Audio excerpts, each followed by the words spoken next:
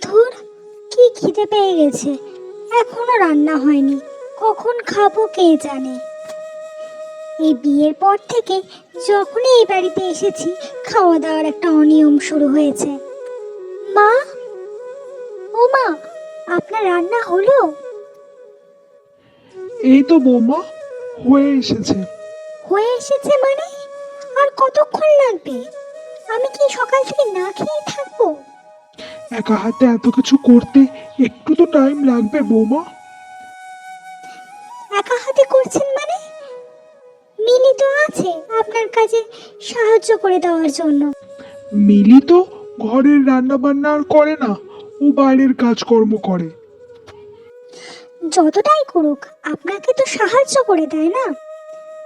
বৌমা, এখন আমার বয়স হয়েছে, এই টাইমে আমাদের সবার আরাম বিশ্রাম নেওয়ার বয়স। এই সময় তুমি আমাকে দিয়ে রান্না করাও। এখন তো এই সংসার তোমার, তোমাকেই রান্না করা উচিত।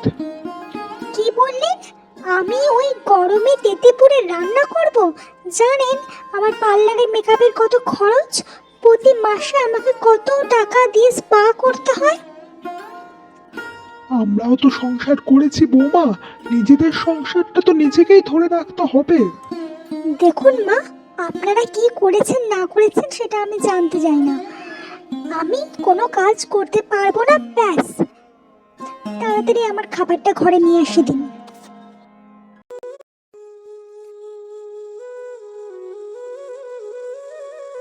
মা, শরীরের একটু যত্ন নাও।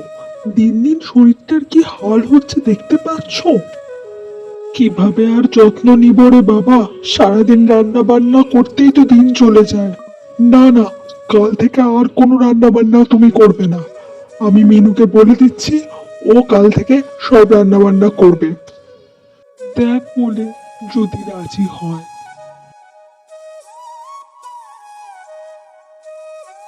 কি বললে? আমি রান্না করব? তুমি জানো না আমি রান্না বান্না কোনোদিনও করিনি, বাপের বাড়িতেও করিনি, আর এই বাড়িতেও আমি করতে পারবো না। কোনোদিনও রান্না করনি, কাল থেকে করবে। আমার মায়ের শরীর প্রচন্ড খারাপ, মা এখন কোনোভাবেই রান্না বান্না করতে পারবে না। কাল থেকে তুমিই রান্না বান্না করবে মিনু, আমি যেন বাড়িতে কোনো অশান্তি না দেখি। সব হয়েছে ওই বুড়িটার জন্য। ওই বুড়িটাই আমার স্বামীর মাথাটা চিবিয়ে চিবিয়ে খেয়েছে। আজকে ওর একদিন কি আমার একদিন। কি বলছো তুমি বৌমা?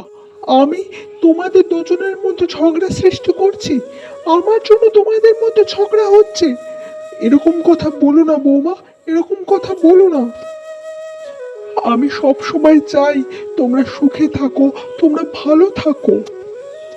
মিথ্যে কথা, সব মিথ্যে কথা। আপনি কখনোই চান না আমি আপনার ছেলের সাথে সুখে থাকি।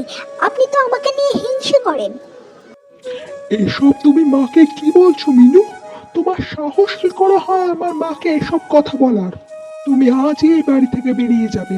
আমি তোমার মতো মেয়ের সাথে সংসার করতে পারবো না।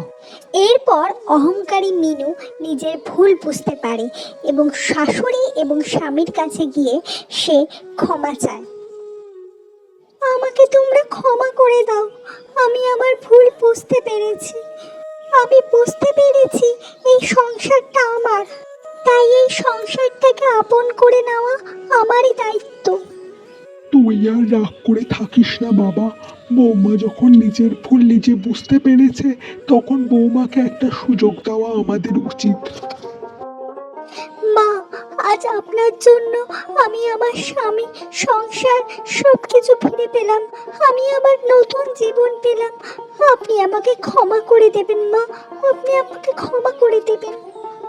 এখন থেকে এই সংসারের সব দায়িত্ব আমার, শুধু আমার। ঠিক আছে বৌমা, ঠিক আছে। আমি শুধু এইটুকুই চাইতাম, তোমরা সুখে থাকো, তোমরা ভালো থাকো, তোমরা সুখে থাকো।